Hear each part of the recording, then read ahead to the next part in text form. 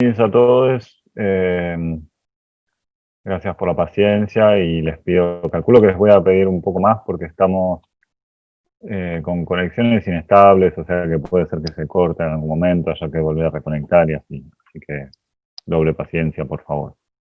Bueno, esta clase, como ponemos segunda, o sea, exposición es un tema central en fotografía. Vamos a estar hablando básicamente, y hablando mal y pronto para que nos metamos un poco en tema, de cuán claras o oscuras se ven las cosas en la foto. O sea, vaya si es importante el tema de hoy.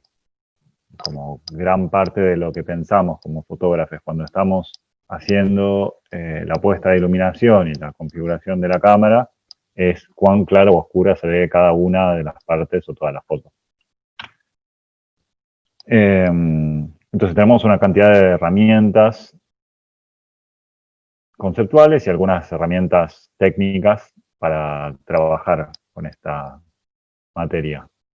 Y entonces vamos a ir introduciendo estos conceptos y estas herramientas técnicas con las que contamos. La primera es una herramienta conceptual, que es el concepto de valor tonal. Los valores tonales los tomamos el concepto de valor tonal lo tomamos de la pintura, y es tomar de todo digamos, del color, tomar únicamente el nivel de luminosidad. Entonces, como ven acá, estamos pasando una foto que está en color, la pasamos a blanco y negro de forma de poder identificar más fácilmente. Esto es algo que toma un poco de entrenamiento, de costumbre, de hábito. Los colores a valores tonales sin ningún tipo de matiz. O sea, valores de luminosidad que van del blanco al negro pasando por los grises. Entonces, cuando hablamos de exposición de una foto, nos vamos a estar refiriendo a variables que afectan los valores tonales, o sea que las cosas se vean más claras o más oscuras, sin importar o sin afectar el color o el matiz del color que tomen las cosas en esa foto. Si se vuelven rojas, amarillas, verdes, lo que fuera, no nos importa solamente cuán claro o oscuro es. Entonces tenemos valores tonales bajos, que son los que están el negro y los valores cerca del negro, valores tonales medios, que son los grises intermedios, y valores tonales altos, que son los grises claros y el blanco.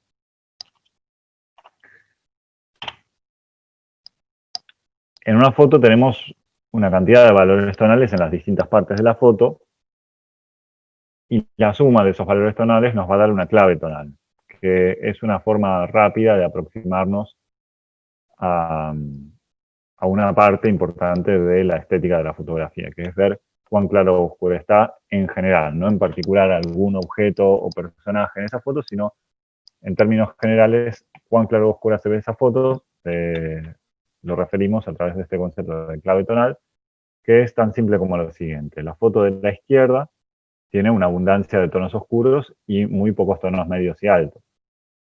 La foto de la derecha, lo contrario, o sea, tiene un montón de tonos altos y pocos tonos medios y aún más tonos bajos. Entonces, la foto de la izquierda está en clave tonal baja y la foto de la derecha está en clave tonal alta. Ahora, fíjense que la foto de la izquierda y la de la derecha están en esas claves, o podríamos, entre otras cosas, pero fundamentalmente, porque las cosas que hay en la foto de la izquierda son mayormente oscuras, o sea, esto es un tronco con hongos, y el tronco se ve oscuro y los hongos son claros, pero son pocos.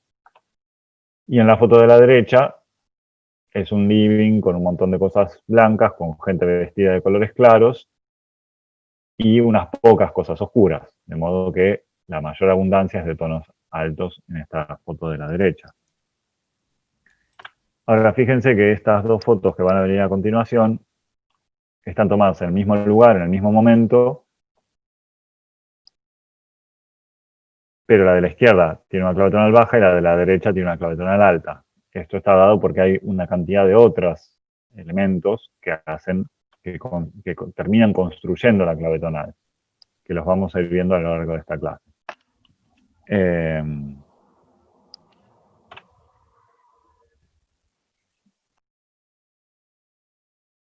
Está tardando un poquito, bueno, esta conexión, voy a tener que anticiparme un poco con el pasaje de entre una filmina y la otra.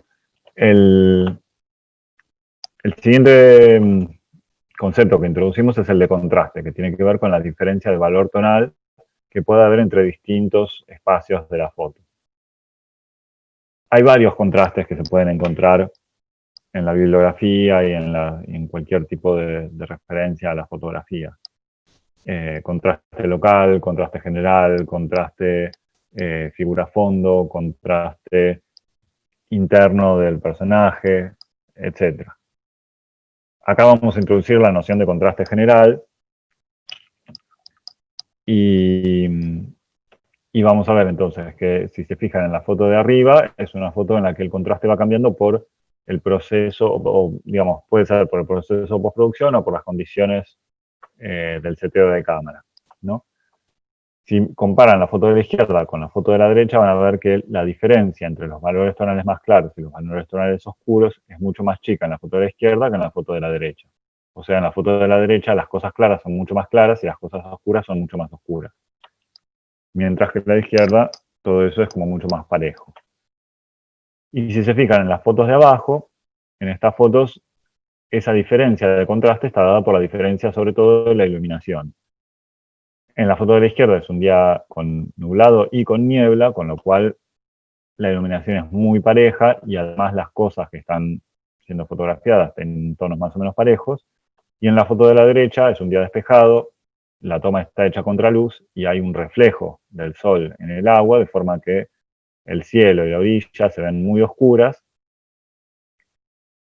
Hay parte del agua que se ve oscura y el reflejo se ve extremadamente claro. Entonces tenemos una gran diferencia entre el valor tonal más alto y el valor tonal más bajo.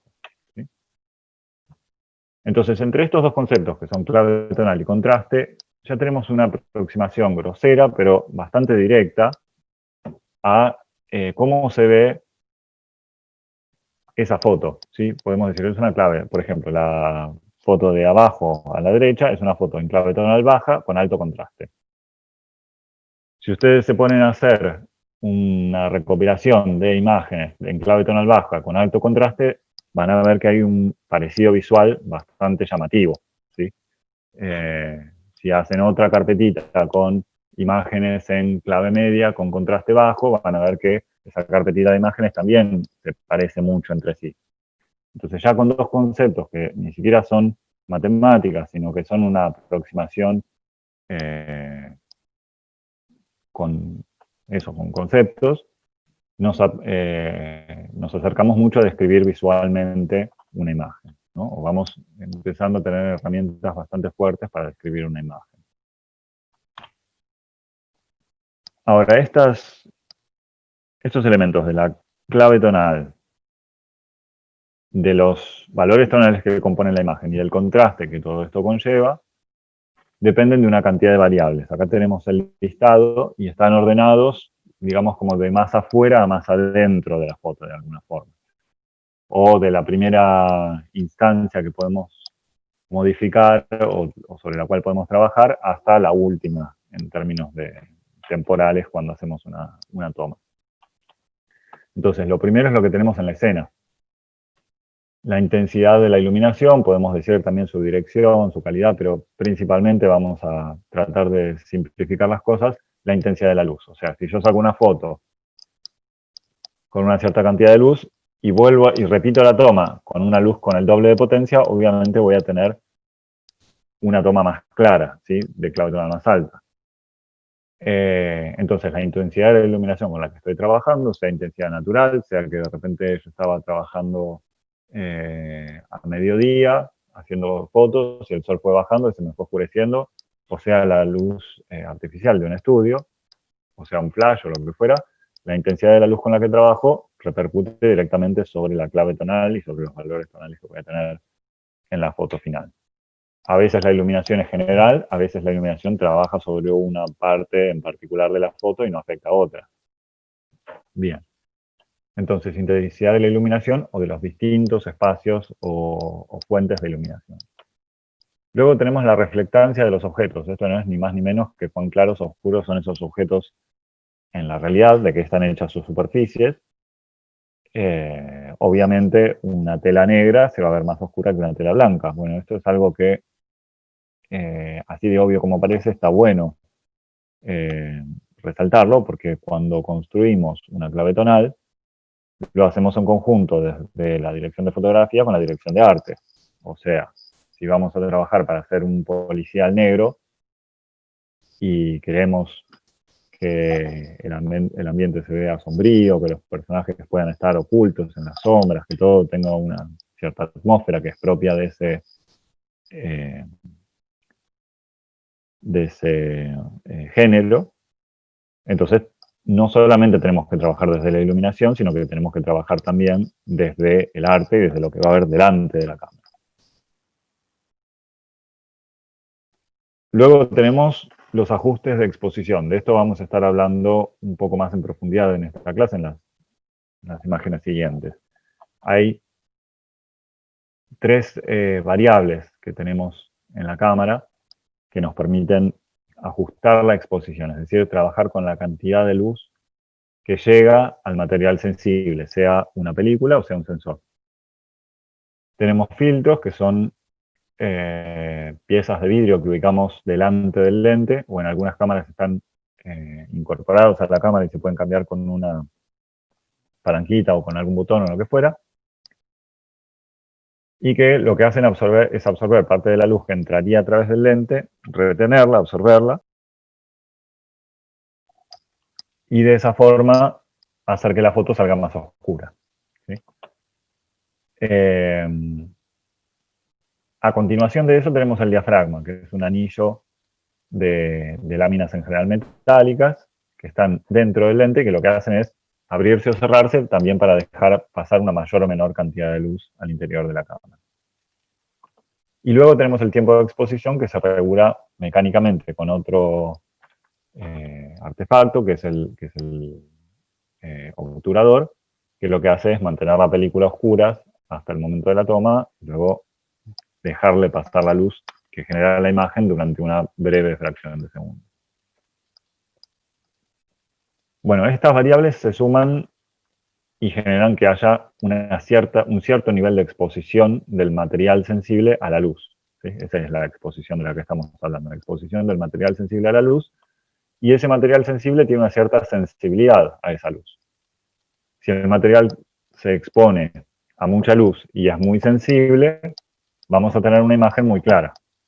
Va a haber como una respuesta muy grande de ese material a esa luz, con lo cual vamos a tener una imagen muy clara, o en clave, ya que tenemos ya algunos términos un poco más técnicos, vamos a tener una imagen en clave tonal alta. Si el material es menos sensible, la imagen va a tener una clave tonal más baja. Hay además una cantidad de ajustes de cámara, aparte de la sensibilidad, más finos, que repercuten sobre las distintas partes de la imagen y las distintas zonas de los valores tonales de esa imagen, ¿no? Una vez que hicimos la captura de la imagen, que hicimos la toma, esa imagen, sea digital o sea analógica, va a ir a parar a un laboratorio analógico o a un laboratorio digital, un Photoshop o lo que fuera, y podemos hacer retoques. Esos retoques también pueden influir sobre los valores tonales, el contraste o la clave tonal general de la imagen. Y finalmente tenemos algo que es importante tener en cuenta, que es el sistema de visualización. Cuando imprimimos una foto no tenemos el mismo nivel de brillo que cuando la vemos en un monitor. Cuando proyectamos sobre una pantalla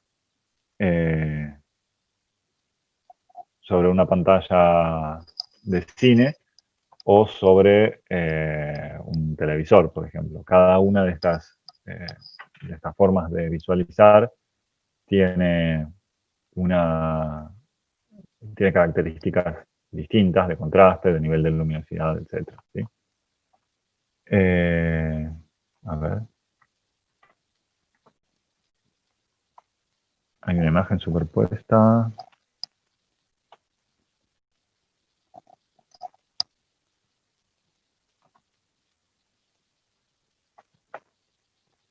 A ver. Volvimos. ¿Qué, qué, imagen quedó?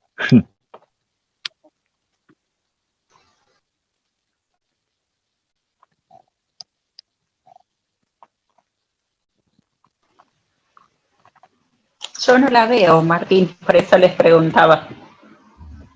Ah, ok. Bueno, Eh, vicisitudes. claro. Bien. Bueno, entonces decía, finalmente tenemos el asunto este de dónde vamos a ver esa imagen, ¿sí? Entonces entramos ahora debería haber un cambio de imágenes en la parte de exposición. La exposición es un momento clave, cuando hacemos la toma, entra la luz a la cámara, incide sobre el sensor o sobre la película y genera los cambios físicos, electrónicos, químicos que va a generar, y registramos la información que genera esa imagen, que compone finalmente esa imagen. Entonces los ajustes que hagamos y la forma en que expongamos es clave porque es la información que estamos registrando. Después en postproducción puede haber algún ajuste que hagamos, etcétera, pero es sobre esta información que en el momento de la toma capturamos que vamos a estar trabajando. Entonces, hay dos elementos que componen esta exposición del material sensible a la luz, que son la intensidad de la luz y el tiempo. La intensidad de la luz que entra a la cámara depende de una cantidad de cosas que ya vimos, que son todos estos factores previos a la exposición, o sea, la cantidad de luz que haya en el exterior de la cámara, la cantidad de luz que reflejan los objetos, etc. Pero hay puntualmente dos herramientas con las que contamos sobre la cámara con las cuales podemos trabajar para afectar esa luz que entra a la cámara, que son los filtros y el diafragma. En breve vamos a estar hablando como más pormenorizadamente de ellos. Y después tenemos en el interior de la cámara el obturador que va a darle el tiempo de exposición a esa exposición. Esas dos magnitudes, la intensidad del tiempo, son inversamente proporcionales. O sea, si la intensidad de la luz es mayor, para tener el mismo resultado en la imagen, vamos a tener que tener un tiempo menor. Esto es como si estuviéramos llenando un balde de agua con una canilla que tiene un chorro chiquito o con una canilla que tiene un chorro grande. Si el chorro es grande, vamos a necesitar menos tiempo. Si el chorro es pequeño, vamos a necesitar más tiempo, ¿sí? Ese balde sería el nivel de exposición que la película necesita para generar una imagen. Bien, entonces vamos a la siguiente. Diafragma.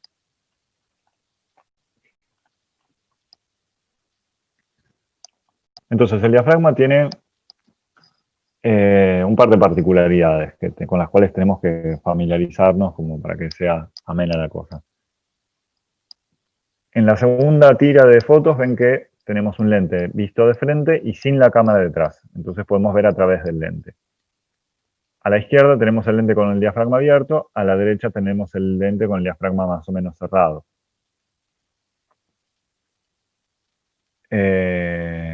Ahí preguntan por el obturador. Ahora vamos a hablar del tiempo de exposición y ahí hablamos del obturador.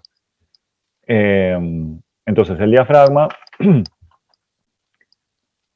lo vemos más abierto a la izquierda, más cerrado a la derecha. Son esas láminas que se juntan para ir formando alguna forma geométrica, o un círculo, o un pentágono, un hexágono, lo que fuera, pero que se va cerrando o abriendo y dejando pasar mayor o menor cantidad de luz.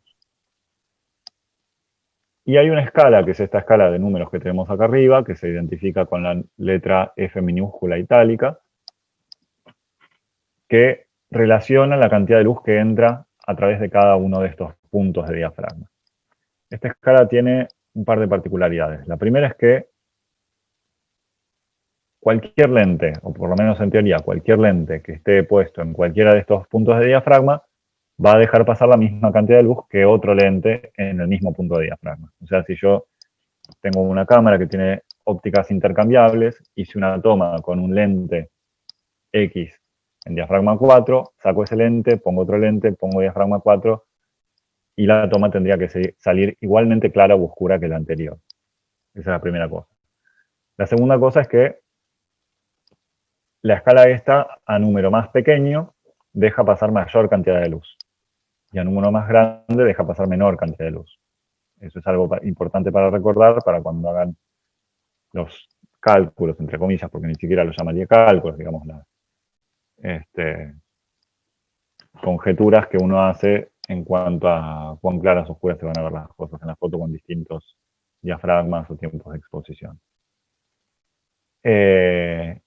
Y la tercera y clave y súper importante, que termina esta serie de particularidades del diafragma, es que entre el 1,4 y el 2 pasa la mitad de luz. ¿Sí? Ustedes ven que el anillo se va cerrando y va dejando pasar cada vez menor cantidad de luz. Bueno, ¿cuál es la relación que hay entre uno y otro? Cada vez que cerramos un punto de diafragma, tenemos la mitad de luz. En 5,6 hay la mitad de luz que en 4. En 4 hay la mitad de luz que en 2,8. En 2,8 hay la mitad de luz que en 2. En 2 hay la mitad de luz que en 1,4. Y así sucesivamente.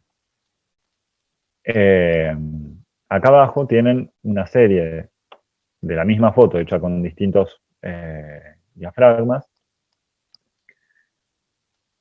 Y son dos series porque hay una cantidad de otras variables que afectan la exposición. Entonces, yo quería mostrarles que en diafragma 1,4 la foto puede quedar así, en clave extremadamente alta, casi toda blanca, o puede quedar bien expuesta y normal, como es la foto de abajo.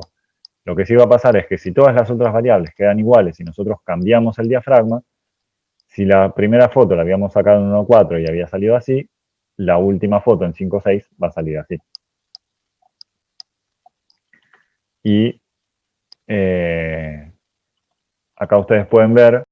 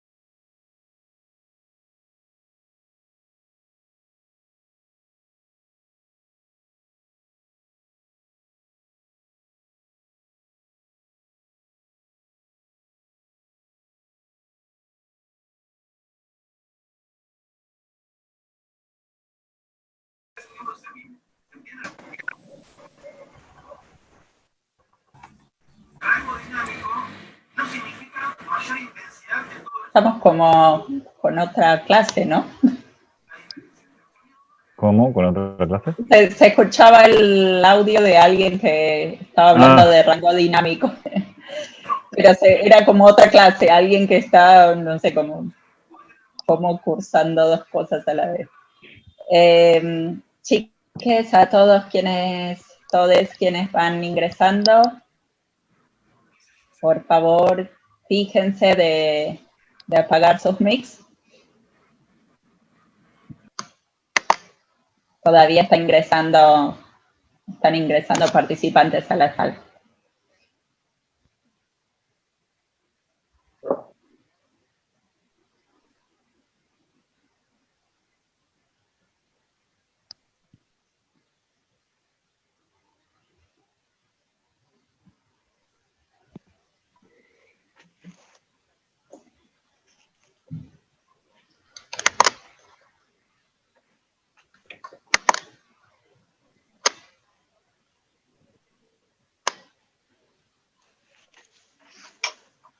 Bueno.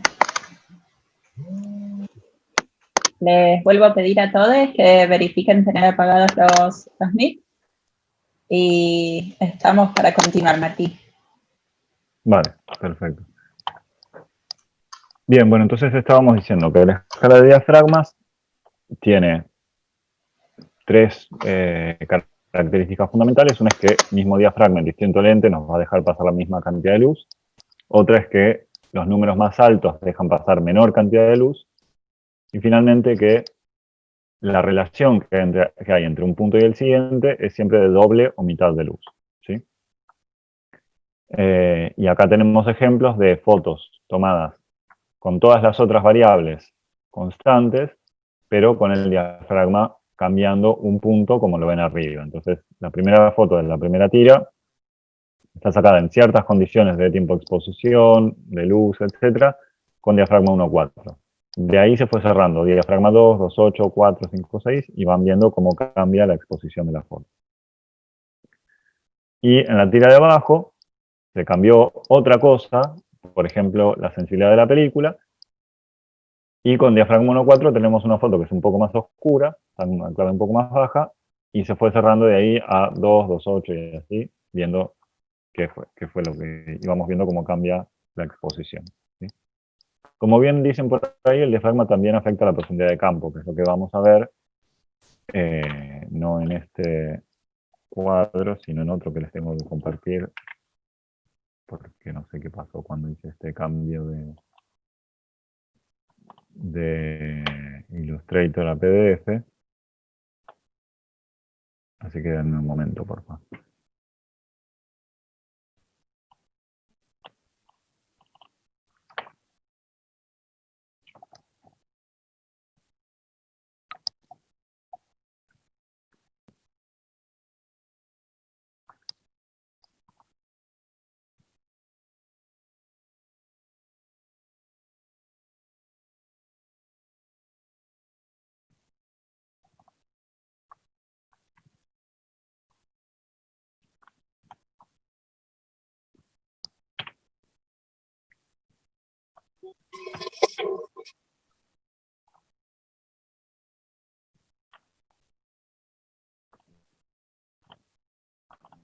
Bien, aquí está. Entonces, ahí va la pantalla compartida.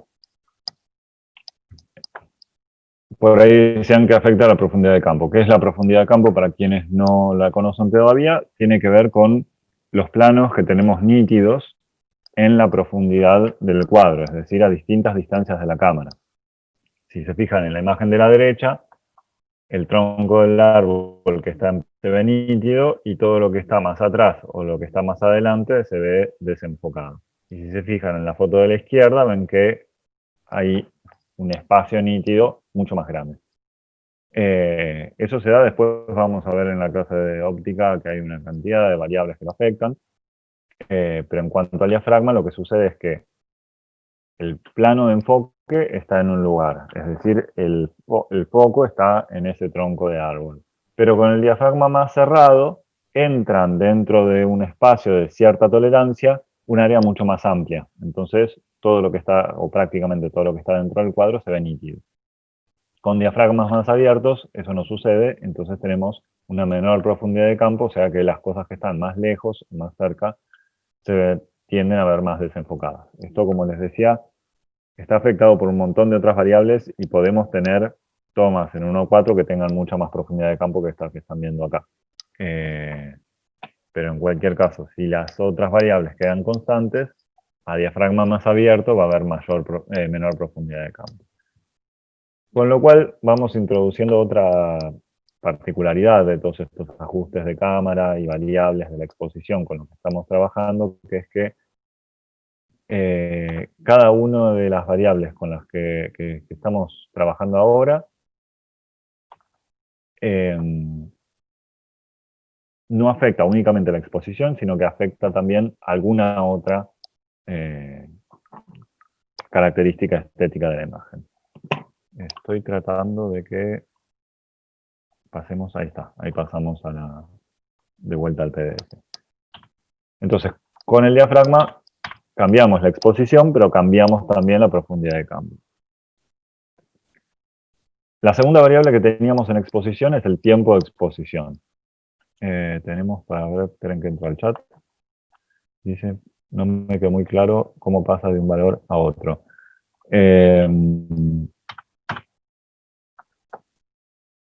Esto que ven, ahora estoy volviendo a la imagen de diafragma.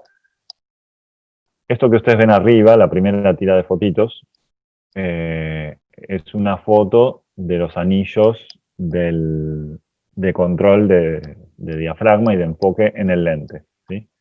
Entonces, cuando uno está haciendo la toma, puede ser que tenga un lente donde el anillo se controla donde el diafragma se controla desde el anillo del lente. Hay otros lentes que tienen comandos electrónicos y uno lo puede ajustar desde la cámara. Como quiera que sea, cuando uno está por hacer la toma, sea foto, sea video, lo que fuera, puede cambiar ese ajuste de diafragma, ¿sí? Entre un valor y el siguiente tenemos el doble o la mitad de luz. Entonces, si nosotros estamos trabajando en formato digital, para simplificar la cosa, vemos que en la pantalla de nuestra cámara la imagen está quedando muy clara, cerramos el diafragma hasta lograr una exposición que nos guste, ¿sí? Estamos simplificando bastante la cosa. Pero una gran cantidad de veces eso sucede así como se los estoy contando. O sea, encuadramos, cerramos el diafragma hasta donde va y tenemos la exposición. El valor ISO tiene que ver, y lo vamos a ver, es otra de las variables que están relacionadas con exposición. Es lo que sigue después de tiempo de exposición, ahora van a ver. Entonces,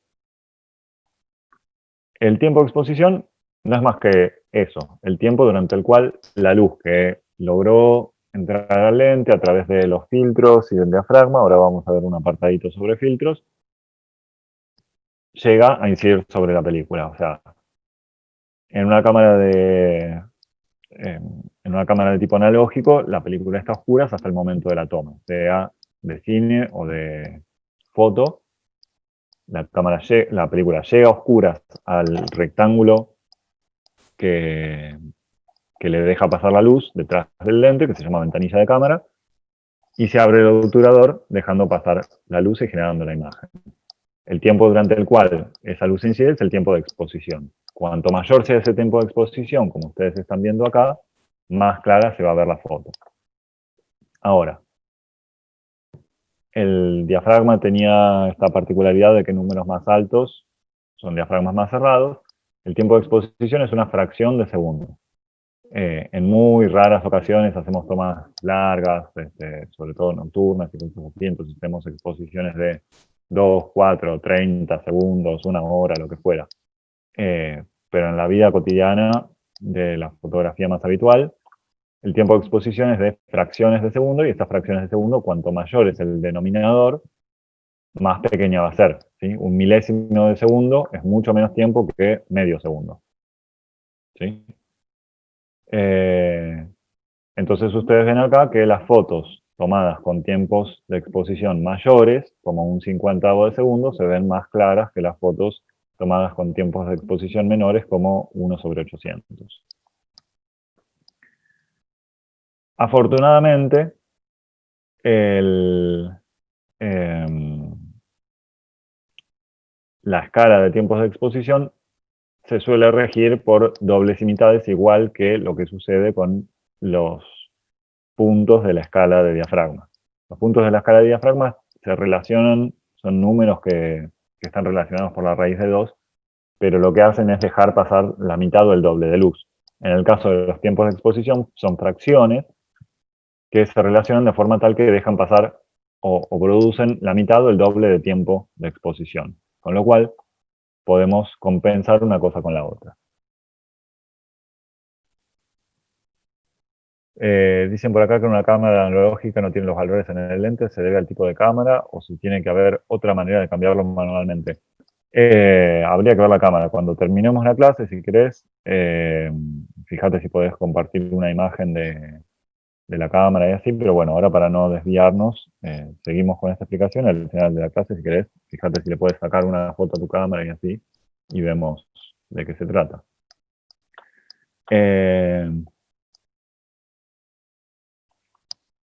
Entonces, tiempos menores de exposición nos dan imágenes más oscuras. Lo mismo que en la tira pasada. Saqué la foto de arriba a la izquierda con un 50avo de segundo, o con un 15avo, o con alguna velocidad de estas que están acá.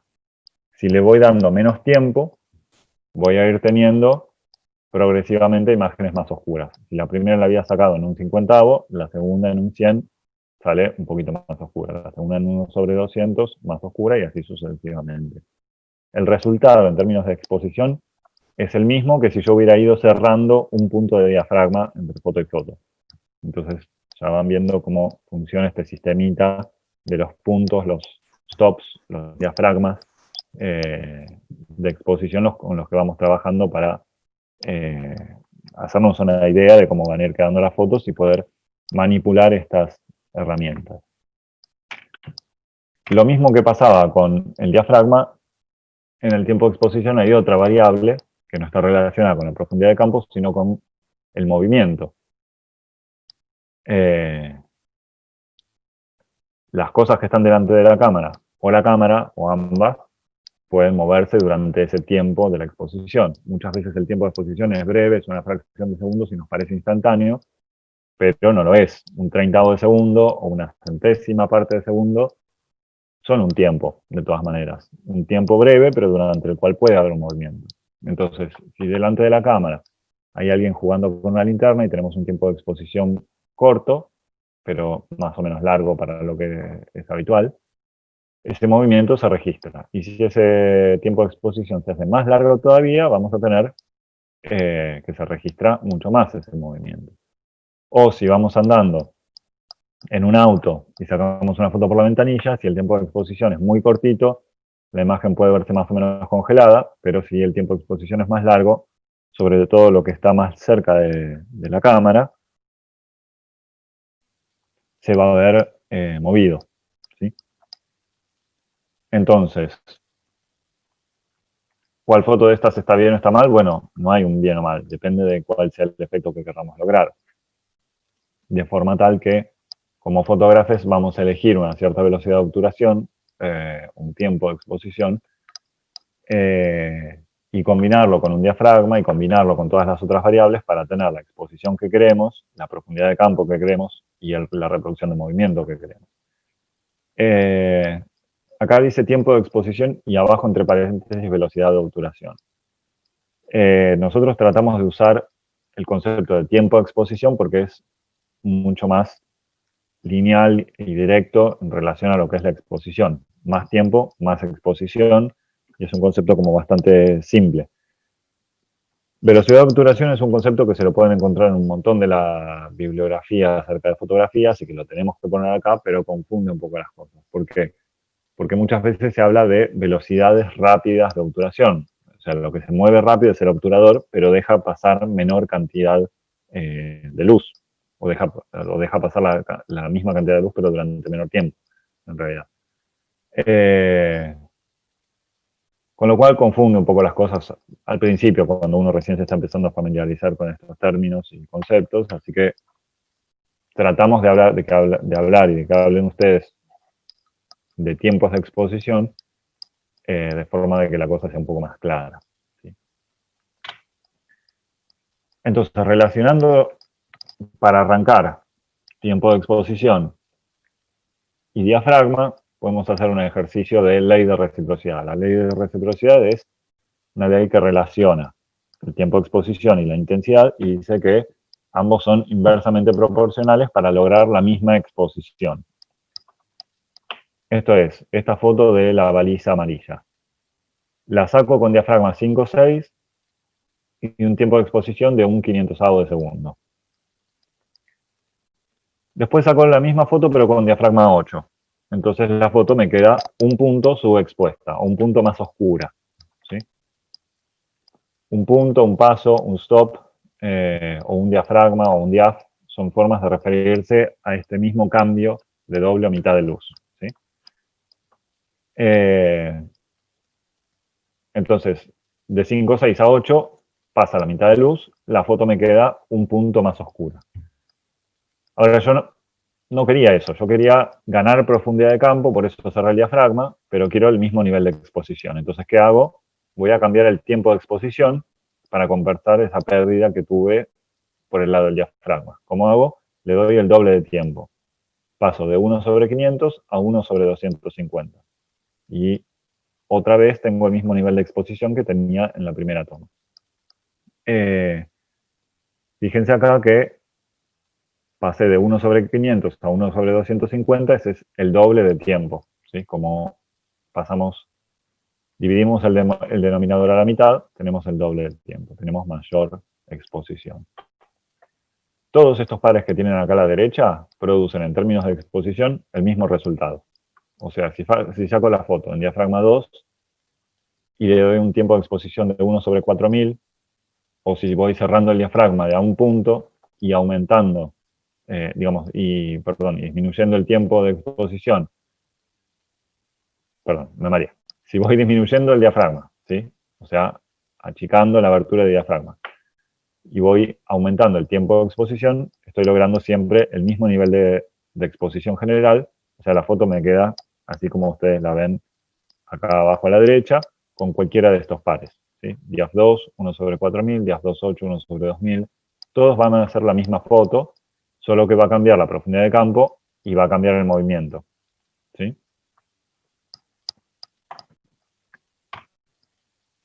Hace un ratito me habían preguntado si el ISO o la sensibilidad tiene algo que ver. Bueno, tiene un montón que ver. O sea, todo esto que estuvimos viendo hasta acá va a incidir sobre una película o sobre un sensor, y esa película o sensor va a tener una cierta respuesta a esa luz.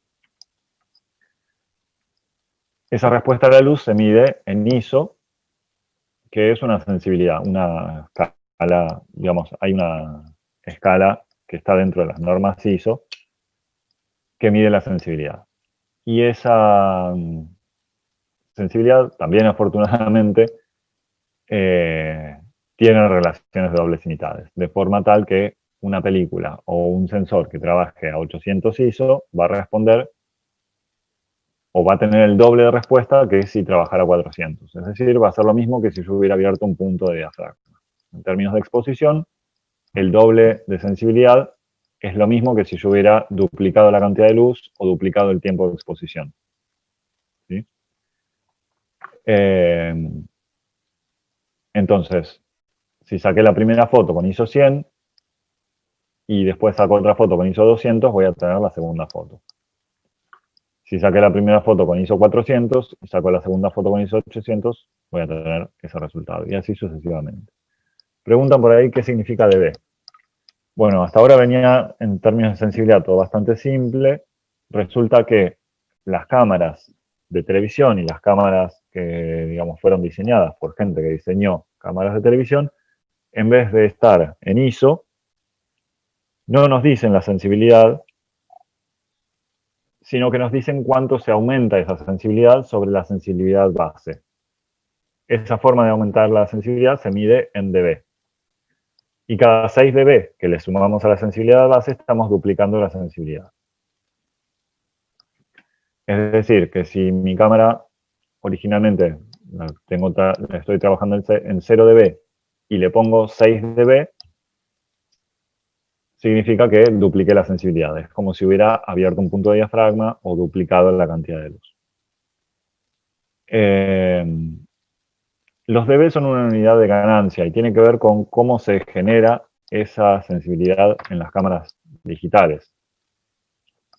Si tienen una pantalla más o menos grande, van a ver que en estas fotos que vienen ahora, estas del farolito, la foto de la izquierda se ve más o menos limpia y la foto de la derecha tiene ruido, que son esos granitos o esa lluvia que ustedes ven en la foto. ¿Sí?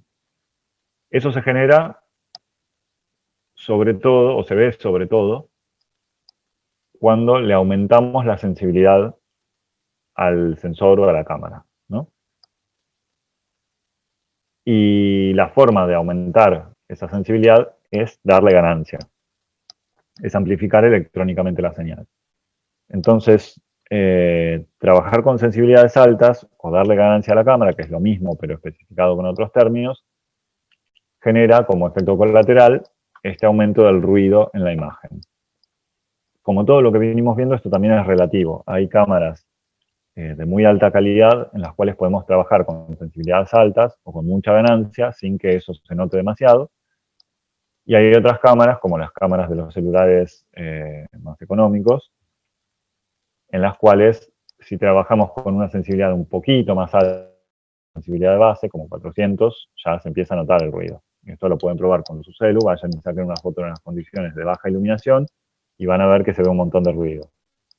Saquen la misma foto y si pueden traten de que la luz venga del mismo lugar y que se parezca en su origen a la que usaron para la foto oscura y van a ver que la imagen se ve más limpia y que en el resto de los aspectos se ve igual. ¿Sí? Como un poco como lo que está pasando acá. Con la sensibilidad y la ganancia pasa exactamente lo mismo que con el tiempo de exposición al diafragma, o sea, podemos manejarnos con la ley de reciprocidad. Si sacamos una foto en 5.6 con ISO 200 y resulta que por X razón no nos sirve ISO 200, sino que queremos trabajar con ISO 100, por ejemplo, para tener una imagen más limpia, con menos ruido, va a resultar que en ISO 100 la imagen se va a ver más oscura. Entonces, ¿qué hago? Abro un punto de diafragma para compensar eso. Acá tienen otra vez una escalita de distintos pares de exposición, en este caso de diafragma con sensibilidad. Lo que soporte un ISO, una cámara, tiene que ver con el tamaño del sensor, me preguntan acá. En parte sí, pero no únicamente. En general, si la tecnología es la misma, la tecnología con la que se fabricó el sensor es la misma, sensores más grandes tienden a tener menos ruido. Pero a medida que la tecnología va avanzando, o incluso en el mismo estadio de la tecnología, con otros, digamos, cuidados y con otra precisión en la fabricación del sensor, hay sensores pequeños con bajo ruido o con menor ruido que otros sensores del mismo tamaño pequeño. ¿Sí? Eso obviamente te lo cobran, o sea, sensores pequeños y con bajo ruido, o sensores con bajo ruido en general, salen más caros que sensores de mayor ruido. En el caso del ISO, la relación es directamente proporcional, me preguntan, ¿a qué? ¿Cuál sería el...? O sea, mayor ISO, mayor sensibilidad, la imagen se ve más clara. Eso es el asunto, ¿no? Y este tema del Dual ISO, la verdad es que no se tendría que ver de qué se trata o a qué están llamando Dual ISO. O sea, hay un montón de cámaras que tienen un montón de sensibilidades posibles. Pero siempre que trabajamos con mayor sensibilidad, le estamos dando algún tipo de ganancia al sensor. A menos que haya alguna evolución tecnológica a la que estén llamando Dual ISO, 2 ISO de base. Si tenés algún modelo de cámara o algo así que trabaje con ese tipo de tecnología, voy a investigar a ver si se trata de algo más o menos serio o si es como sucede a veces que algún fabricante está como haciendo alguna estratagema publicitaria.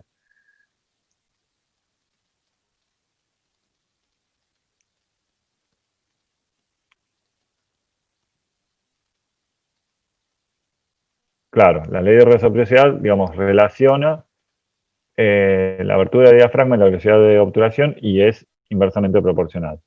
Ahora, eso nos da una exposición, y la exposición que necesitamos para una cierta sensibilidad va a ser mayor o menor de acuerdo a esa sensibilidad. Sensibilidades más altas necesitan menor exposición.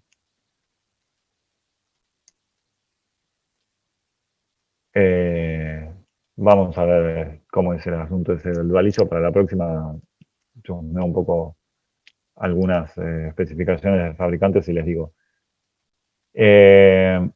Que la cámara trabaje en su sensibilidad de base, igual les anticipo que no significa que no tenga ruido, sino que va a tener el menor ruido posible para esa cámara. Pero el ruido siempre se produce, quizás no se vea a simple vista, pero el ruido siempre se produce porque funciona el sensor. El sistema electrónico produce ruido, es parte de su asunto, así como los sistemas fotoquímicos funcionan en base a granos de aluros de plata y ese grano tiene un tamaño.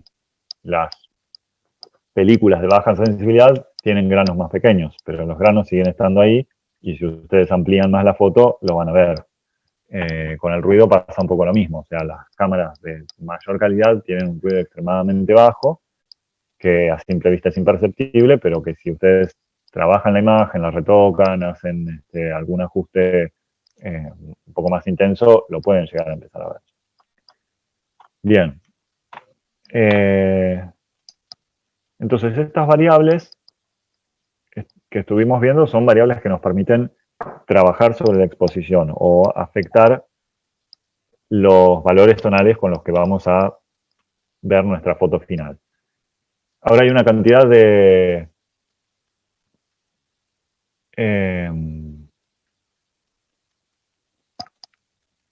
herramientas que tenemos para medir los resultados que estamos teniendo en la foto, que se suman a una herramienta que es clave ahora que trabajamos con las imágenes digitales, que son los monitores. El tema con los monitores es que distintos monitores dan distintas imágenes e incluso el mismo monitor visto en condiciones distintas o calibrado de distinta manera nos va a dar un resultado distinto. Entonces, es un poco como si tuviéramos una cinta métrica que se encoge y se estira con el calor y no sabemos bien si estamos midiendo 1 metro o 1,10 m, dependiendo de cuál sea la temperatura. Es un poco un arma de doble filo. Cuando se trabajaba en fotoquímico, el director o la directora de fotografía trabajaba con un fotómetro, medía la cantidad de luz que se reflejaba en distintas partes de la escena, la cantidad de luz que llegaba a distintas partes de la escena, ajustaba todas estas variables de las que hablamos recién y tenía que tener una previsualización en su cabeza de cómo iba a quedar la cosa. Entonces era un trabajo bastante fino, delicado, en el cual como que había que estar pensando en este tema de exposición todo el rato.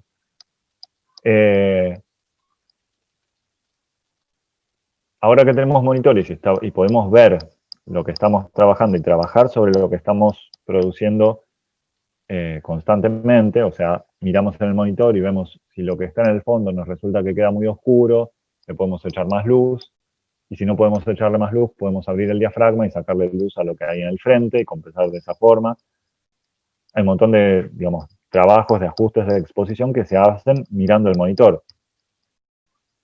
Pero como les decía, ese monitor primero tiene que estar bien calibrado, tiene que ser un monitor de calidad, etc. Como quiera que sea, hay una cantidad de ayudas para la medición de la exposición que son más certeras, que nos permiten tener una medición numérica y poder replicar los resultados de una toma a la siguiente o hacer varias tomas en días sucesivos que tengan siempre los mismos resultados. O sea, es súper importante, sobre todo cuando trabajamos en audiovisual, poder mantener una continuidad entre toma y toma, sobre todo en tomas que van a ser montadas, o hay veces que hay situaciones técnicas en las que se va a hacer un trabajo de postproducción y hace falta que distintas partes de la imagen tengan exactamente cierto grado de luminosidad.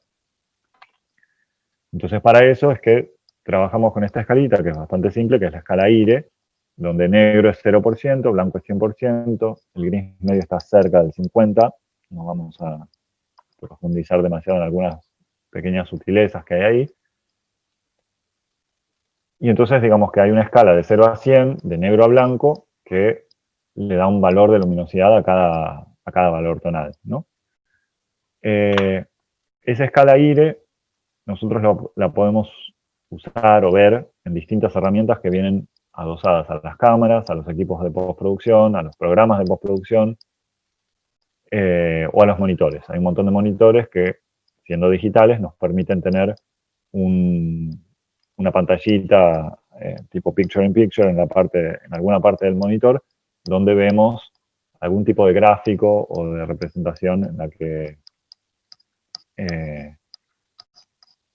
la que podemos visualizar la luminosidad de cada parte de la imagen o de toda la imagen en general. Una de estas es esta que están viendo ahora, que es Brightness Display, que es un medidor puntual de brillo. Se van a encontrar que los menús de las cámaras y los monitores en general están en inglés, y les diría que si no está en inglés, traten de ponerlo en inglés porque las traducciones al castellano son bastante malas y son dispares. Entonces se van a encontrar que lo que en un monitor puede estar traducido de Brightness Display a mostrar brillo, en otro puede decir medidor de brillo y en otro puede decir display de luminosidad. Y entonces no sabemos exactamente de qué se trata, mientras que en inglés suelen ser más constantes esos términos. ¿Cómo funciona esto? Hay un cuadradito en el medio del display de la cámara, del LCD o del viewfinder, y al lado se activa un numerito que nos indica cuál es el nivel de luminosidad de lo que hay dentro de ese cuadradito. Entonces uno puede mover la cámara y ubicar en el centro de la imagen cada parte de la realidad que uno quiera medir cómo está exponiendo, y nos dice cuál es el nivel de luminosidad de ese objeto con la configuración de cámara que estamos teniendo, ¿sí? Con el diafragma, el tiempo de exposición, la sensibilidad que ya establecimos. Entonces pónganle que en esta foto uno recorre la foto o recorre, digamos, el cuadro, paneando, haciendo para arriba, para abajo, lo que fuera, y nos indica, por ejemplo, que el techo este tiene un 50% de luminosidad, que el espacio muy oscuro que está dentro del tejado, del chaparillo este, está en 0% de luminosidad. Y así sucesivamente, ¿sí? Sería como un fotómetro digital, me dicen acá. Bueno, el fotómetro lo que tiene es que no incorpora dentro de su medición los efectos de diafragma, filtros, tiempo de exposición, ajustes de cámara, etc. Esto vendría a ser más bien como un videímetro digital, ¿sí? Que ya está midiendo lo que la cámara está produciendo. O sea, el fotómetro mide la luz. Puede medir la luz que llega a la escena, que ahora los vamos a ver, hay fotómetros de luz incidente, de luz reflejada. O puede medir la luz reflejada que sale de un objeto, toda la escena en general. Ahora, ese fotómetro mide luz. Y estas herramientas están midiendo lo que la cámara produce. Están diciendo, bueno, la cámara interpretó a partir de la luz que le llegó a través del lente y del tiempo de exposición y ve que este espacio que está acá está en 0%. Eso tiene sus ventajas y sus desventajas. Mayormente les diría que son ventajas. Pero 0% significa que la cámara acá no registra detalle, o sea que el espacio debajo del techo este se ve negro. Supongan ustedes que yo voy a hacer zoom y voy a encuadrar solamente este techo y quiero saber cuánto tengo que abrir el diafragma para que eso que está en 0 pase a 50. Y con esa información de 0 yo no tengo idea, no sé, porque no me está diciendo cuánta luz hay ahí, me está diciendo cómo la cámara lo interpreta. Si yo midiera eso con un fotómetro, el fotómetro me diría cuál es la cantidad de luz o me diría qué diafragma tengo que usar para que eso que está ahí adentro salga con un valor de gris medio. Entonces, yo tendría mayor información en relación a la realidad con el fotómetro y tengo mucha mayor información con respecto a lo que la cámara está produciendo con estas herramientas. Claro, exactamente. No lo toma como luz, sino como tono, les diría. No como color, sino como el tono que la imagen, que la cámara está produciendo a partir de esa luz que le llega, ¿sí? O el valor tonal que la cámara está produciendo. ¿Qué tanto o en qué momento de una producción se utiliza esto? Un montón. Cuando estamos en el momento en los momentos previos a las tomas, en los cuales cada uno de los equipos está haciendo los ajustes pertinentes, digamos, el equipo de iluminación está terminando de ajustar la iluminación, el equipo de cámara lo propio, el equipo de sonido está seteando, chequeando, el director o la directora de fotografía está detrás de la cámara o detrás del monitor y utiliza estas herramientas para asegurarse puntualmente de que lo que está viendo en el monitor tiene un correlato certero en la señal que la cámara está produciendo. Y como les decía, hay situaciones técnicas en las que es necesario que alguna parte de la imagen tenga un cierto valor. Por ejemplo, cuando se hacen recortes por chroma key, que es cuando hay un fondo verde y los personajes se mueven delante de ese fondo verde y después ese fondo verde se sustituye, ese fondo verde no puede estar ni muy claro ni muy oscuro. Lo ideal es que esté cerca del 45% de luminosidad. Entonces se busca eso, que tenga ese nivel de luminosidad y que esté parejo. Queda menos de un minuto, así que vamos a... Bueno, entonces estábamos en cuándo se usan estas herramientas de medición. Dijimos en general, digamos, durante la toma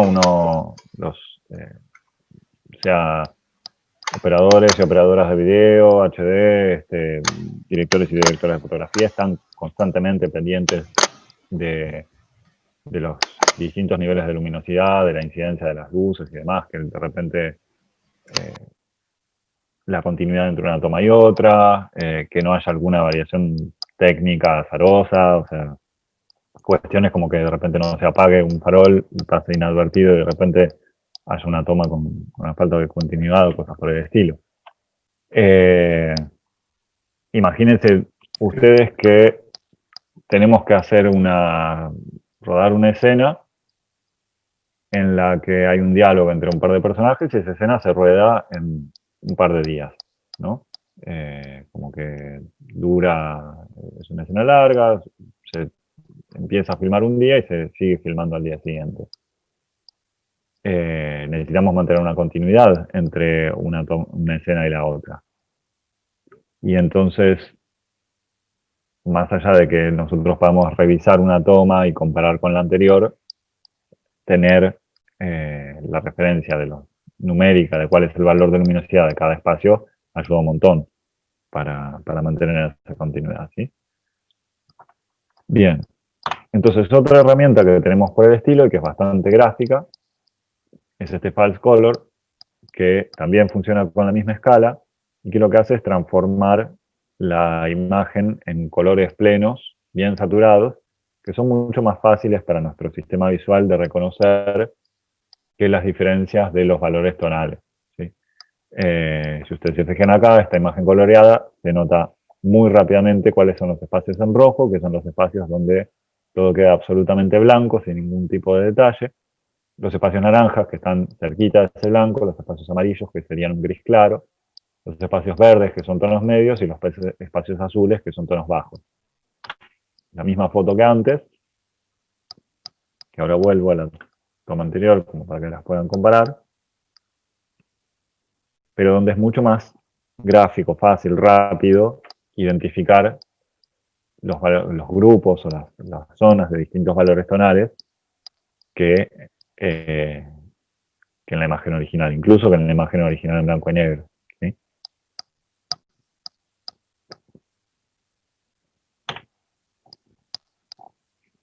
Entonces, el false color se lo pueden encontrar como desde menús de cámaras, hay cámaras donde uno activa esta función para chequear la exposición, o monitores, ¿sí? Están lo mismo, van a algún menú del monitor, lo activan y la imagen se tiñe toda de colores. La gente que no sabe de qué se trata dice, uy, algo se rompió acá.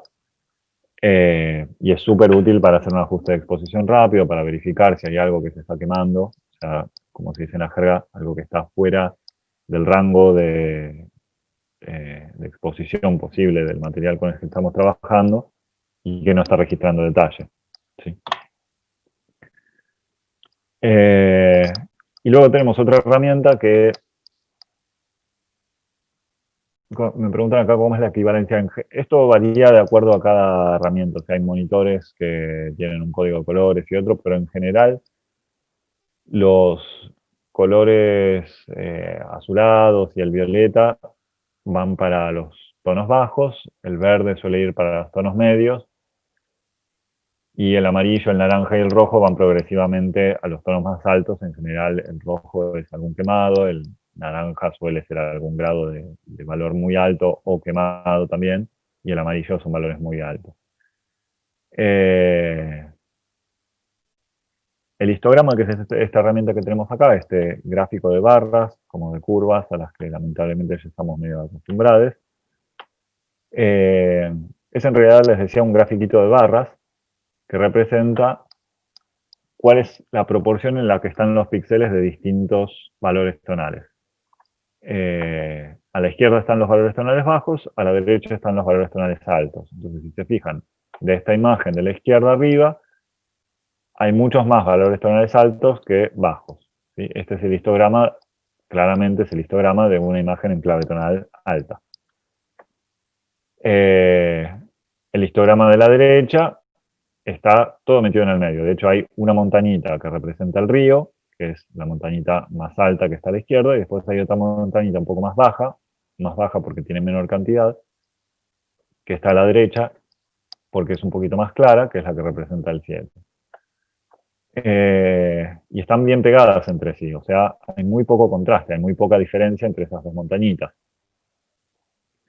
Y el histograma de la imagen de abajo tiene una montaña grandota a la izquierda, que representa la gran porción de la imagen que se ve que es más oscura, y después tiene una transición hacia los tonos más altos, porque hay un montón de píxeles intermedios, y hay otros tantos píxeles altos. ¿Sí? Entonces acá tenemos mucho mayor contraste. De hecho, acá pasamos a otra imagen, van a ver que tenemos los histogramas de la misma foto con distinto contraste, y van viendo cómo las montañitas, en el caso de la izquierda, que es bajo contraste, están más unidas en el centro, y a medida que aumenta el contraste, las montañas se separan, porque tenemos que los valores más bajos son más bajos y los valores más altos son más altos. Como ven, el histograma es una imagen, es una herramienta que nos está hablando de la imagen en general. No nos dice cuán claro o oscura es cada parte de la imagen, pero sí nos da una idea general de estos conceptos con los que habíamos arrancado la clase de clave tonal y contraste en forma gráfica. Y nos permite también ver si hay alguna parte de la imagen un poco más grande o un poco más chica que empieza a quedar fuera de la capacidad de registro del sistema con el que estamos trabajando. Fíjense que en el histograma de la derecha, la montañita de la derecha empieza a quedar cortada por el borde del histograma, mientras que en el primer histograma las montañas están bien en el medio y prácticamente no hay valores extremos. Al haber valores extremos, hay valores que quedan como fuera de ese histograma, o sea, fuera de lo que puede quedar como registrar el sistema de video. Me preguntan acá si es un poco arcaico o sigue siendo útil. Es una herramienta más, ¿sí? Es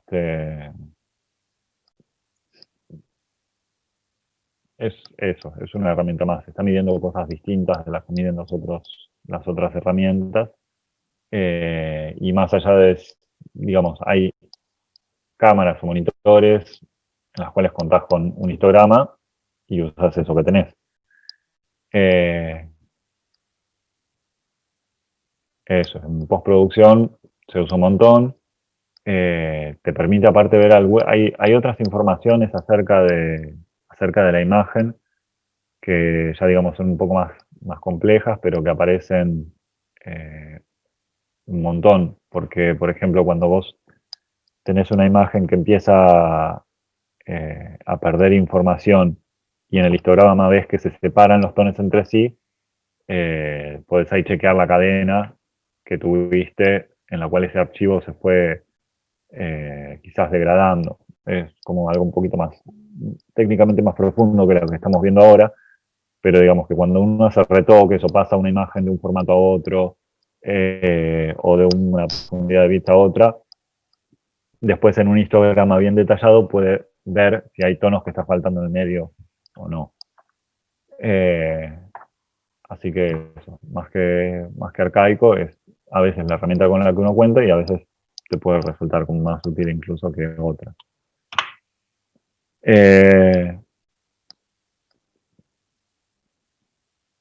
También hablando de cosas que desde alguna perspectiva pueden parecer arcaicas por su origen, están vectorscopio y forma de onda, que son herramientas que nacieron con la electrónica analógica, o sea, se usaban en 1980 y desde hacía más rato también, y que lo que hacen es representar gráficamente también los valores tonales, en el caso del vectorscopio los colores de la imagen, y que tienen los buenos monitores de forma de onda, tienen muchísima precisión y permiten identificar cuál es el nivel de luminosidad de partes muy puntuales de la imagen y representar también en forma gráfica que tiene una lectura fácil y rápida. Hoy en día hay directamente monitores, digamos, que representan la forma de onda, pero que son digitales. El monitor de forma de onda era una herramienta que medía la onda analógica de video y que funciona de la siguiente forma. Fíjense en esta línea roja que ustedes ven abajo a la derecha, representa los distintos valores de luminosidad de estas bandas de color que después están pasadas a blanco y negro, como para que ustedes entiendan por qué tiene esa luminosidad. Porque con tanto color a veces es difícil reconocer el nivel de luminosidad.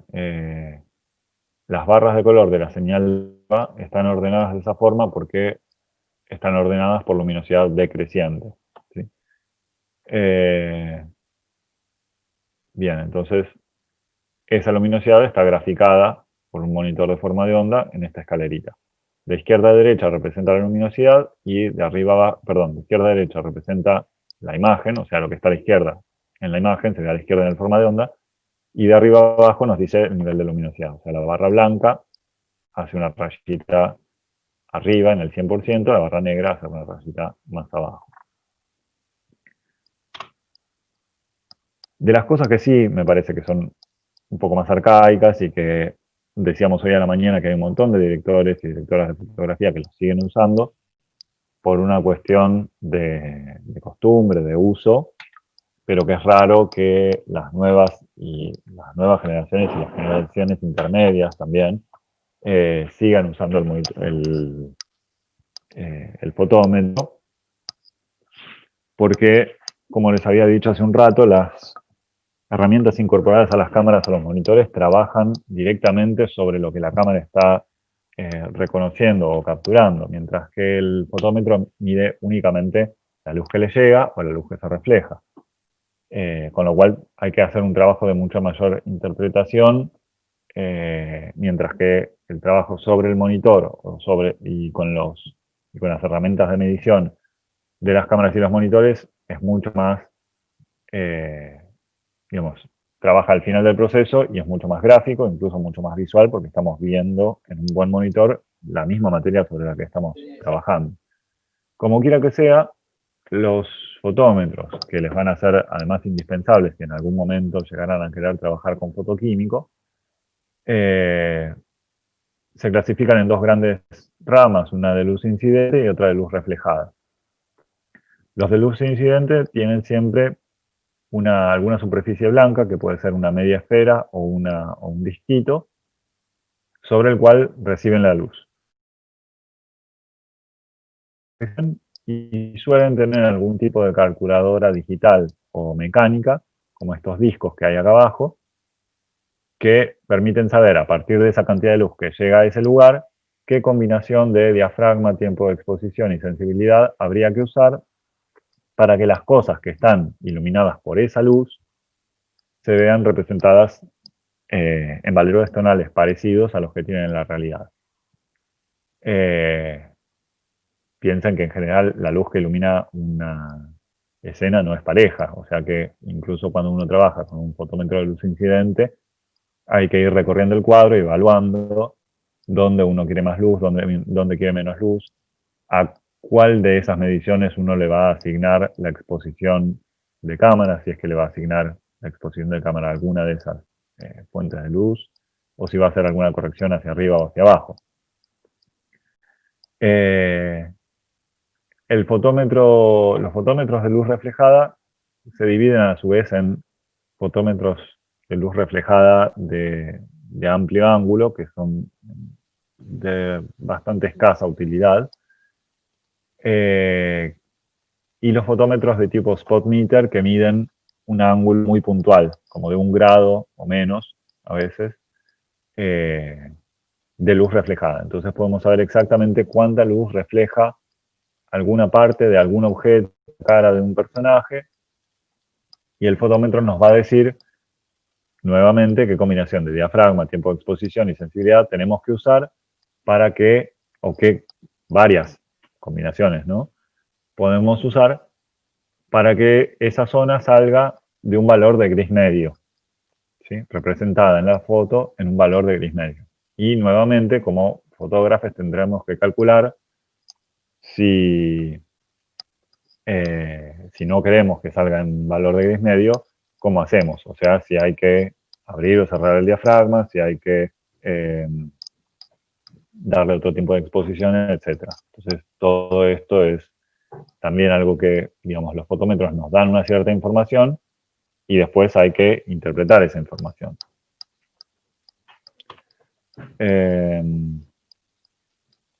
Hablando de esta interpretación de la información, tenemos acá unos cartones grises que se usan de referencia, sobre todo como una referencia muy técnica cuando hay que hacer una prueba de cámara o chequear algún proceso de, digamos, postproducción o algún circuito por el cual va a circular la imagen desde su origen hasta que se termine exhibiendo, ¿no? Este cartón gris tiene un valor medio en el medio y tiene valores de gris más oscuros y más claros a los costados y nos permite hacer estas pruebitas de exposición que, si ustedes se fijan, tenemos en el medio una exposición normal, que es una exposición en la cual cada uno de estos valores se ve parecido a como era originalmente en la foto final. La exposición normal solamente existe cuando tenemos un objeto plano iluminado con una luz plana, porque después van a ver que en la realidad los objetos con volumen, las situaciones en las que hay diferentes condiciones de iluminación en distintas partes del cuadro, van a tener una exposición normal para cada parte del cuadro, con lo cual no hay una exposición normal para toda la foto, o es muy raro que haya tal cosa.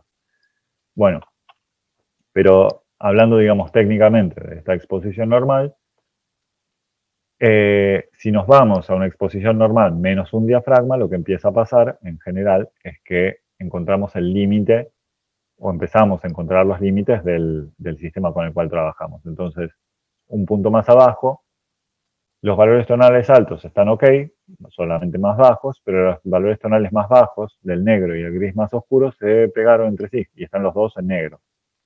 Y si vamos 2 puntos más abajo, todo lo que era oscuro se ve negro.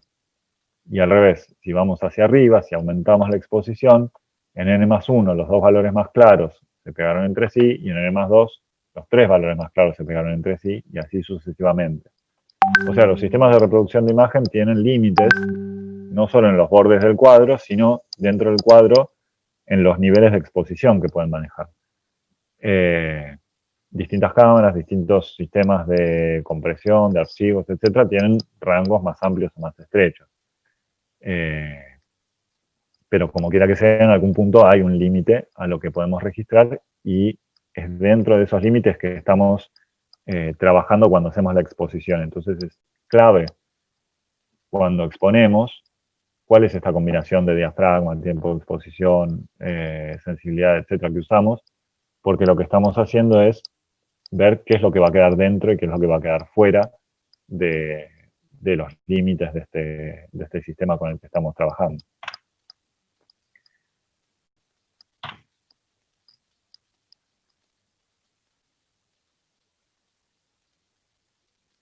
Acá hay bueno, esta foto de la baliza para sub y sobreexposición es un ejemplo que ya lo vimos bastante, pero lo que quería mostrarles es esta siguiente, en la que tenemos una situación de subexposición y una situación de sobreexposición que se corrigen en postproducción, que es un clásico. Bueno, eso se puede arreglar en postproducción. Y más o menos, si la subexposición es pequeña y está, digamos, dentro de cierto rango del sistema de registro, algo se puede rescatar. Si la sobreexposición es pequeña y está dentro de cierto rango, lo mismo. Ahora, si tenemos casos groseros como estos, donde hay una gran sub o sobreexposición y los queremos corregir en la postproducción, ¿qué es lo que hacemos en la postproducción? Bueno, lo que está muy claro lo oscurecemos. Ahora, eso que está muy claro se ve más oscuro, pero no recupera detalle, no recupera información. ¿Por qué? Porque para que nosotros veamos en este río olitas, textura, forma de agua, lo que tiene que haber es píxeles un poquito más claros y píxeles más oscuros que revelan esa textura, esa forma, que generan líneas. Si todos los píxeles tienen el mismo valor, porque llegamos al límite del sistema y el sistema los registró en ese límite de sobreexposición como todo 100%, cuando lo bajamos del nivel de luminosidad queda todo 50%, con lo cual queda en un gris parejo, ¿sí? Sin ningún tipo de detalle. Lo mismo pasa si recuperamos una sobreexposición, o sea, levantamos el nivel de lo que quedó muy oscuro y hacemos que lo que estaba negro se vea de un gris medio parecido al que sería en una toma normal, como la que ven a la derecha. Bueno, pero si hacemos eso, lo que no tiene detalle no recupera el detalle. Se ve más claro, pero no tiene información, ¿sí? Estos son casos extremos, ya les digo. O sea, hay situaciones en las que se puede hacer alguna pequeña corrección, pero en general lo mejor es hacer una exposición muy precisa en el momento de la exposición, donde todo se vea lo más parecido posible a lo que uno quiere lograr en la imagen final.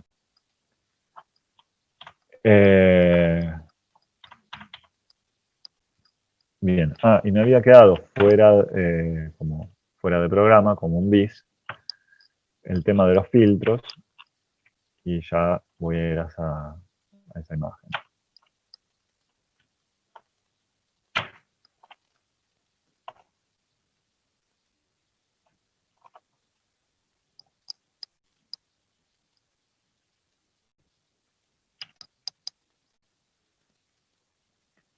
Habíamos hablado de que entre las herramientas que tenemos para corregir o para cambiar, digamos, la exposición, tenemos los filtros. Los filtros son pedacitos de vidrio que ubicamos delante de la cámara o que a veces están incorporados a la cámara y los podemos cambiar con un botoncito, una palanquita, que permiten disminuir la cantidad de luz que entra a la cámara. Absorben parte de la luz y oscurecen la imagen. Esos filtros vienen en graduaciones. La más común cuando trabajamos en cine es la que se origina con el logaritmo de la densidad de ese filtro, que básicamente es que cada 0,3 le quita un punto de luminosidad a la imagen. Entonces, si le ponemos un N de 3, que sería como el vidriecito este que tenemos arriba a la izquierda, es como si cerráramos un punto de diafragma. Ponemos un N de 6 o 0,6, pero habitualmente nadie va a pedir un 0,6, piden un 6. Es como si cerráramos dos puntos de diafragma. Lo que tienen de gran ventaja los filtros es que no afectan ninguna otra variable. O sea, todas las herramientas que estuvimos viendo hasta ahora, sensibilidad, diafragma, tiempo de exposición, te afecta la profundidad de campo, la reproducción del movimiento, el ruido, lo que fuera. Los filtros absorben luz y nada más. Entonces funcionan como de comodín para poder reducir la exposición cuando te sobra luz, sobre todo muchas veces en exteriores o cuando vamos a hacer alguna toma que requiere mucha luz y después esa luz nos está sobrando y no queremos cambiar toda la puesta, pero queremos mantener una cierta continuidad en la iluminación. Entonces uno agrega un filtro ND y después puede cambiar las otras variables. Entonces es una herramienta súper útil en ese sentido, el filtro, ¿sí? Viene en esta graduación, a veces están incorporados a la cámara, a veces hay que ponerlos delante del lente, sea en un portafiltros o enroscados en el lente. Me preguntan por acá si el tema de la exposición es así, aunque trabajamos en RAW. Sí, es así. El RAW tiene un rango quizás más amplio que un JPG, donde lo que en un JPG se ve quemado, en el RAW todavía no lo está. Y no tiene aplicada una corrección de balance de blanco, con lo cual tienen un poco más de rango en ese sentido también. Pero de todas formas tiene límites. Y si nosotros, digamos, hacemos, como les decía, no quisiera decir una exposición correcta, sino la exposición más cercana posible a lo que queremos lograr como resultado final en la toma, y vamos a tener un resultado mucho mejor que si nos quedó subexpuesta o sobreexpuesta y después queremos hacer lo contrario, ¿sí? Tienen obviamente mucho más rango, pero ese rango en algún momento se agota. ¿Qué más? ¿Hay más preguntas acerca de algún tema de esta clase? Bueno, mientras te piensan preguntas, cosillas que vayan quedando en el tintero, les comento que el apunte referido a esta clase se llama Exposición Fotometría y lo tienen allí colgado en el EVA, tanto en la pestaña referida a esta clase como en el repositorio de bibliografía. La clase que viene vamos a trabajar sobre teoría de la luz. Y el apunte se llama de igual modo. Se llama Naturaleza de la luz, teoría de la luz. Así se llama. Pero piensen, damos unos minutitos para que... Sí, ahí habían preguntado el tema de la ubicación del obturador. La gran mayoría de las veces, sobre todo en las cámaras analógicas, el obturador está delante de la película, muy cerquita del plano focal. En las cámaras de tipo reflex suelen ser láminas o cortinas que se abren y se cierran. En algunos lentes, digamos, en algunas cámaras con lentes que se adaptan a ellas, el obturador está metido en el lente. Por ejemplo, la vez pasada habíamos visto, y lo puedo poner por acá porque creo que está a mano.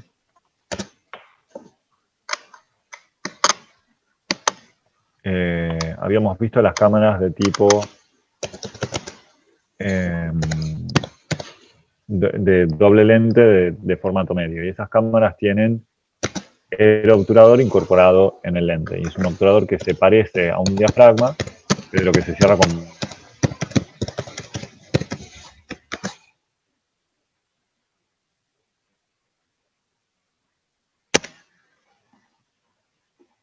Se nos fue ahí el audio de Martín. Quedó como congelado. ¿Los demás me escuchan?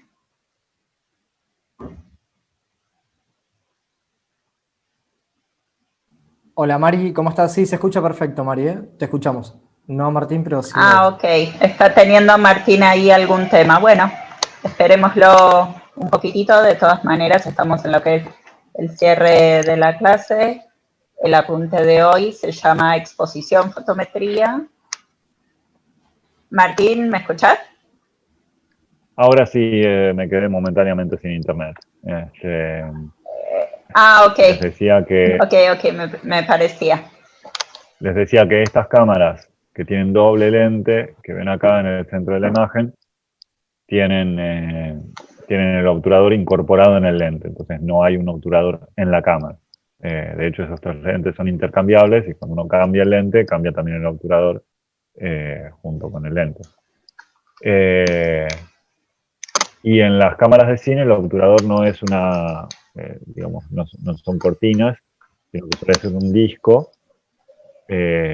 que rota delante de la película y que está sincronizado con el avance de la película, de forma tal que ese disco tiene una mitad que deja pasar la luz y otra mitad que no. Cuando deja pasar la luz, la película está quieta, y cuando el obturador tapa la película se desplaza al cuadro siguiente. Es una solución mecánica al tema de que la película tiene que moverse rápidamente, ¿no? Y el obturador tiene también que moverse rápidamente, entonces las cámaras de cine tienen mecanismos que están adaptados a ese movimiento continuo. ¿Qué más? Hay una pregunta allí, ya en relación a cómo seguimos, si hay trabajos prácticos, actividades y todo eso.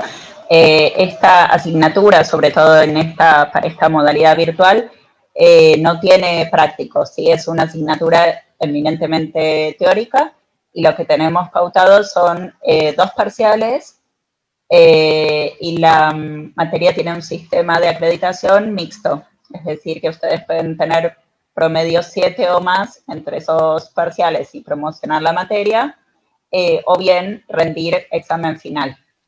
Allí respondo a Luciano. El examen es el 20, tengo acá el calendario, pero es en octubre, el primer sí, parcial. Falta. Falta. Tenemos allí algún feriado por medio, así que falta. La clase que viene vamos a trabajar, como les adelanté, sobre teoría de la luz, pero no es el lunes que viene, que es 21 de septiembre, es Día del Estudiante, sino que es el día 28, ¿sí? Así que esa sería nuestra próxima clase. Siempre que puedan leer los apuntes está bueno porque facilita hasta la audición, sobre todo en lo que es la comprensión de términos que muchas veces son nuevos, ¿no? Sí, yo te estoy escuchando hablando de audición un poco entrecortadas y preguntan por acá si el lunes que viene no hay clase. No, el lunes que viene no hay clase. Disfruten del Día de los Estudiantes, pero traten de no juntarse demasiado sin barbijo. En fin. Eso, te estoy escuchando medio cortado, así que repetía un poco que clase próxima sería el 28 y que para el parcial falta, hay un par de clases en el medio, vamos a hablar de naturaleza de la luz y de temperatura de color antes del parcial, así que hay un par de semanas en el medio. Si pueden, péguenles un vistazo a los apuntes, así cuando llegamos a las clases ya tienen los temas un poco más incorporados y pueden preguntar sobre los apuntes o sobre las dudas que los apuntes les generen. Y aparte siguen la clase con los conceptos incorporados, ¿no? Martín, aquí me está diciendo Gastón que tiene unos ejemplos en relación a... ¿Cómo? Hola, Mari. Sí. A ver si a Gastón se lo escucha mejor. Sí, ¿me escuchan? Hola, Mari, hola, Martín, ¿cómo están? Quería mostrarles algunos ejemplos en relación a lo que estuvieron dando Marín y Martín recién respecto a exposición. Son fragmentos, son capturas de pantalla de una secuencia fílmica que va a estar subida para que la puedan visualizar. Y lo que me gustaría mostrárselas, al menos con capturas. Ahí les comparto pantalla.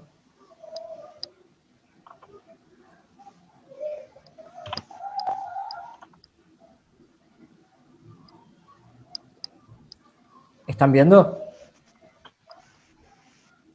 Mari, Martín. No, está compartiendo Martín. No, ok, a yo ver. ya dejé de compartir y dice que empezaste a compartir, pero todavía no veo. Ah, ok. Bueno, a ver. Ah, ok, no. Ahí va.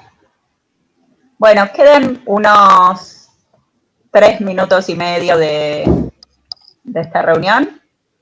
En todo caso, si se corta en el medio, volvemos a ingresar. Ahí están viendo la pantalla. No carga. No, carga. Estoy con muy mala internet hoy todo el día. No sé si es eso. Ahí va. Ahí va. Ahí está. Bueno, la secuencia, como les decía, es de la serie de Walking Dead y son fragmentos que también resumen bastante bien las situaciones lumínicas que va atravesando el personaje desde que despierta en este mundo post-apocalíptico. Y arrancamos con una imagen que, si todos quieren opinar, bueno, o intuir en qué clave tonal se encuentra, sería bueno también escuchar al resto de los alumnos, a ver si pueden acompañarme en describir qué clave tonal acompaña cada una de estas imágenes. Bueno, esta es una clave tonal, por supuesto, alta. Luego que el personaje despierta, va atravesando un pasillo, que podemos decir que está en una clave intermedia. Luego se va poniendo cada vez más oscuro y atraviesa una clave tonal intermedia baja, hasta que llega a un subsuelo de ese mismo edificio y prende un fósforo que, como verán, la luz, ya vamos a ver después, no proviene del fósforo, por supuesto, pero podemos decir que es una clave baja, ya que la única fuente de iluminación, en teoría, es este fósforo. Luego el personaje atraviesa una puerta y vamos a ver cómo el director de fotografía deliberadamente elige la sobreexposición para acompañar lo que le está pasando al personaje. Recuerden que todas estas herramientas que estuvieron describiendo Marín y Martín tienen que ver con apoyar desde la fotografía la situación dramática que está viviendo el actor. En este momento está acompañando lo que está viviendo Rick, el personaje principal, que es llegar después de mucho tiempo de no utilizar la vista, quedar totalmente cegado por esta luz. Entonces, por eso el director de fotografía elige sobreexponer literalmente la imagen para acompañar este momento de ceguera que el personaje va a atravesar. Después vamos a dejar subida Enseguidita, se va a cortar. Enseguidita se corta, Gastón. Era solamente eso. No, era solamente eso, Marina. Después vamos a dejar el ejemplo subido, pero básicamente era eso, que puedan ver una secuencia fílmica. Me encantaría mostrarla completa, pero bueno, no lo permite el ancho de banda, así que mostramos las imágenes.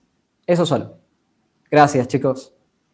Buena semana. Buenas 2 semanas, chiques.